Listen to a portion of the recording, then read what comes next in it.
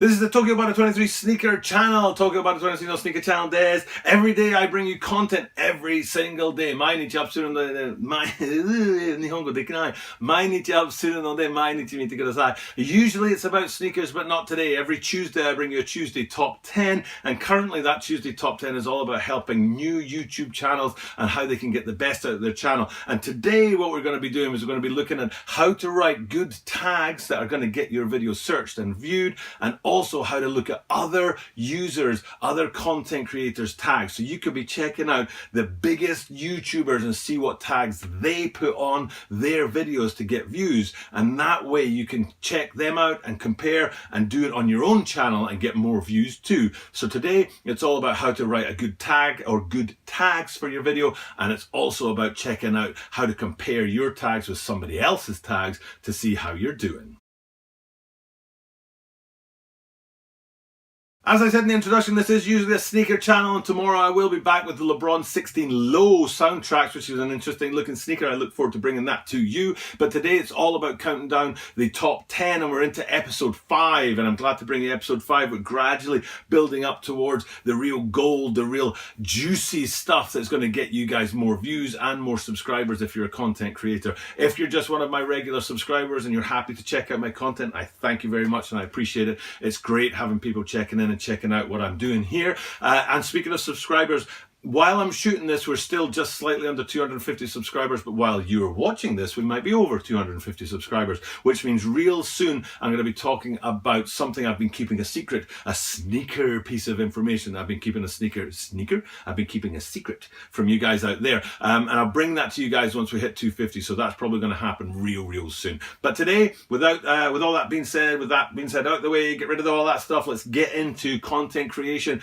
and how you can write good tags for your videos and compare your tags to other content creators. Man alive, I do muck it up a lot. And as I've said before, I leave these muck-ups in there. I'm not one for editing. You get unfiltered TubeBuddy 23. And I was actually talking to my good friend, Scholar Gamer Nerd, whose channel you definitely should check out. And he was talking about how he's gradually letting more of his personality into his channel. And it's kind of the same with me. When you first start on YouTube, you're kind of timid and tentative and you're not sure about how to present your personality, but your actual personality is the main point of the channel. And that's why I do leave in these flubs and these muck-ups and the blooper reel, as Scholar Gamer Nerd called it. And I don't edit those out. But anyway, enough of that. Let's get into talking about building your channel and getting those tags in there. Now, the first thing that I really want to talk about is that you've got to understand. I'm going to really slow this down. I'm going to really go for sort of emphasis so that you're paying attention. You've got to understand that what YouTube is it's a computer, and specifically it's an algorithm, but let's just call it a computer, and it doesn't have a brain of its own. All it is a program, and it's reading the data in your videos and your content. And what it's looking for is it's looking for trust. It's looking to see if you really are selling what you say you're selling as a YouTube content creator. So if you're creating content about flowers, what YouTube's looking for is it's looking for the word flowers in the title of the video, it's looking for the word flowers in the description of the video, and it's looking for the word flowers in the tags. And when YouTube sees the same word in 3 places like that, title, description, tags, then it trusts you. YouTube trusts you and says, yes, this is definitely a video about flowers. So what I'm going to do with this video now is I'm going to show it to people who are interested in flowers. It's super simple, right? YouTube's looking for content about a certain thing and pairing that content up with people who want to see that certain thing. So as a content creator, you have to make sure that your title, your description, and your tags all have the same words in them so that YouTube can read that. Remember, YouTube's a computer, it's not a human. YouTube can just read that data. Flowers, flowers, flowers. Sneakers, sneakers, sneakers. Off-road racing, off-road racing, off-road racing. Gaming, gaming, gaming. Fortnite, Fortnite, Fortnite. Whatever it is, the 3 different places in the title, in the description, and in the tags, you have to make sure that you've got exactly the right words, the same words in those 3 places that people are going to search for. Now, I've said this before in a video that you don't put in there, I had fun at the mall today. put that in my title, put that in my description, put that in my tags. I had fun at the mall today because nobody actually searches for that. What you as the content creator have to do is you have to get in the mind of the viewer. And what does the viewer type in to search for things? Now, the viewer rarely types in a sentence.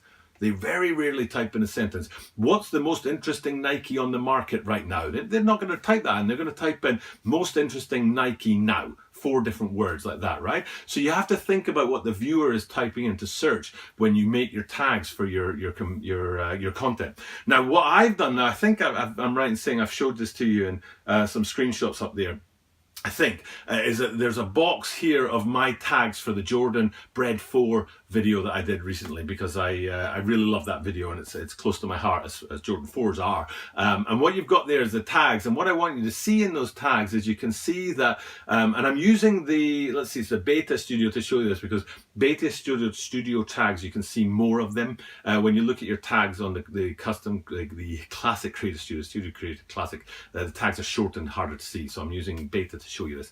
But you can actually see is, let me think, it's, I think the title of it is A Complete History of the Bread Jordan 4s, I think. Is that the right title of it? It might not be that, but you'll see up here. But you'll see I have a tag there with that whole sentence. I've literally copied and pasted A Complete History of the Jordan Bread 4s out of my title, and I've copied and pasted it into my tag, and it's a huge tag.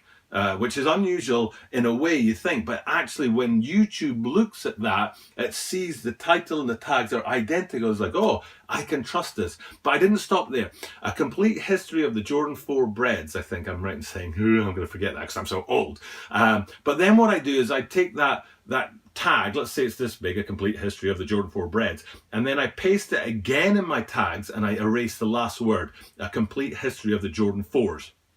And then I take that and I paste it again, and A Complete History of the Jordans. And then I take that and I paste it again, A Complete History. So what I'm doing is I'm gradually shrinking the tag down, but that also gets in the mind of the person, the viewer, because the viewer is going to type in Complete History Jordan 4, for example. They're not going to type in my exact title. But then once I've done that, now if I don't know if this is working out the way I want it to, but you've got the title this long, and I've gradually cut off the last word and gradually built that tag. Then I take out the first word.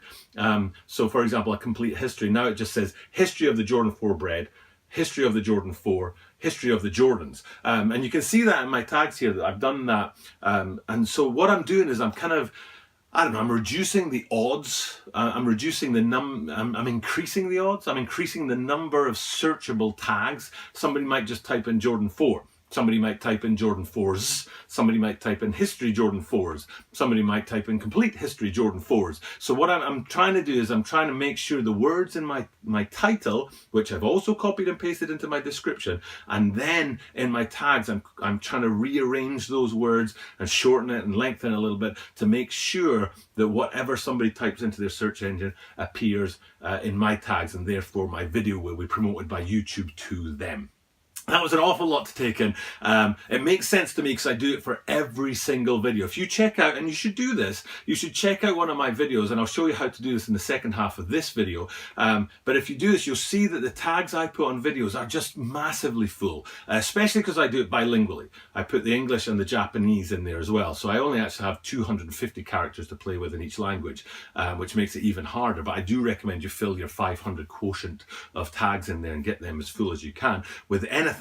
Even misspellings, for example, Air Max 97, for example. Yesterday I talked about this hybrid sneaker which had the Air Max 97 sole on it. What I put in my tags for that, Air Max 97, and then I'll put Airspace Max 97, and then I'll put Airspace Max Space 97, because I'm thinking about what the viewer is typing in. Not all viewers type in the correct spelling, not all viewers type in with the correct spacing, with a hyphen, without a hyphen, those kind of things. So so it's important that you're thinking about the viewer when you create those tags, and it's important that your tags are mirrored in the description and the title above. Now, you can see that in my videos if you do have the TubeBuddy app and the extension plugged into your computer. Very important you have the extension plugged into your computer, and so that your Chrome extension is speaking to YouTube. I can't emphasize enough how important that is. But what I'm showing you here is a little box which tells you how many times my tags appear in the description and the title, and it's over 40, I think I'm right in saying. It's over 40 times in this Jordan 4 video where the tags appear in the description and the title. Over 40 times. That's a massive amount of times. It's a huge amount of times. And if we think about the Tuesday top 10s that we're in right now, this is all about content creation. The previous Tuesday top 10s were all about YouTubers and sneaker YouTubers, and I ranked them, and my number one guy on that list was Seth Fowler. So if we go and have a look at a Seth Fowler video here, also about Jordan 4s, I think it's Cactus Jacks, the Travis Scott track Cactus Jacks, which dropped last year. But the point of looking at this isn't because I want to look at the sneakers, because I want to look at how many times his tags appear in the title and description. And for him, it's only 21, so it's fewer than the number of times, but still it's quite a lot. Check out on your own video. Make sure you've got the TubeBuddy app and the extension plugged into your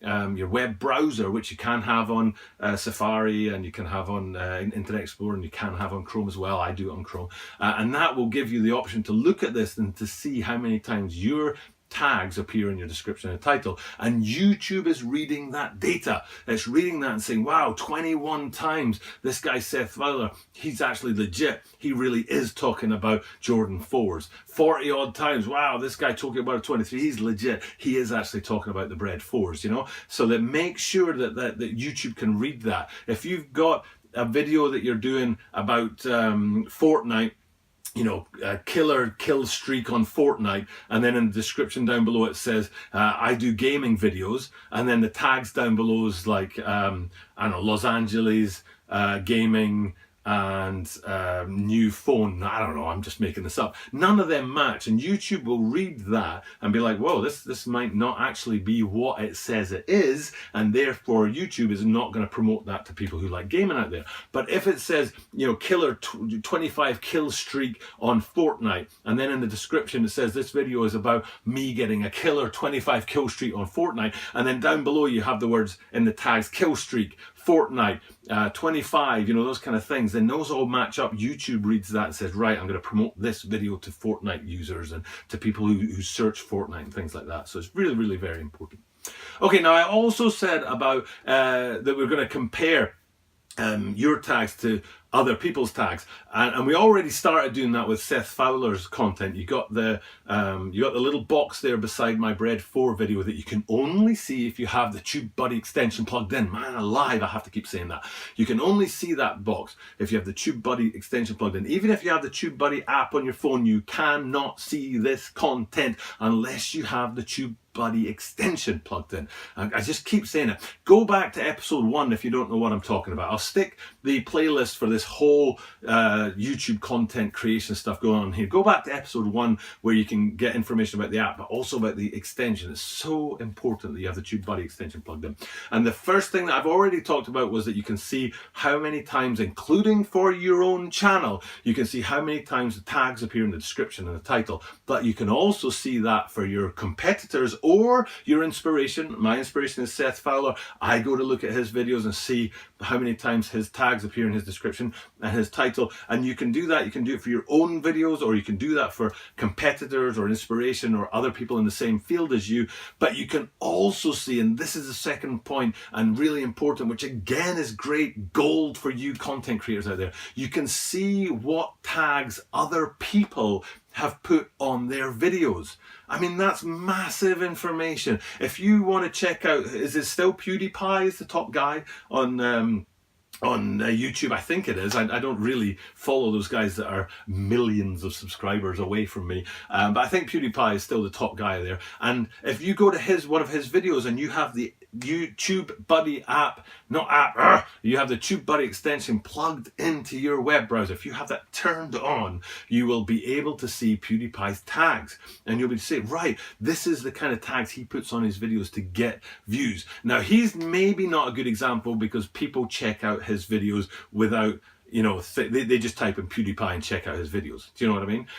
It's better actually to look for a mid-level or a low-level user who gets a lot of views. Somebody who has few subscribers like me, but who has quite a lot of views, which sometimes I have and sometimes I don't. I've had a few videos go past 1,000 views, even though I'm well below 1,000 subscribers. But if you check out mid-level or low-level content creators, you'll be able to see what tags they use to get views on their videos. And that's really important. So if you do have a sneaker channel out there, for example, find somebody who inspires you. Find somebody who's, a similar level to yourself, or somebody who's a couple of 100 or 1,000 subs higher than you in the sort of food chain of things, and go to their video with the TubeBuddy extension plugged in your web browser, and you'll be able to see which tags they've used. And that's inspiration for you. It's, oh wow, okay, so this is the kind of tags that this person's used, and they're getting lots of views, so maybe I should use the same tags as them.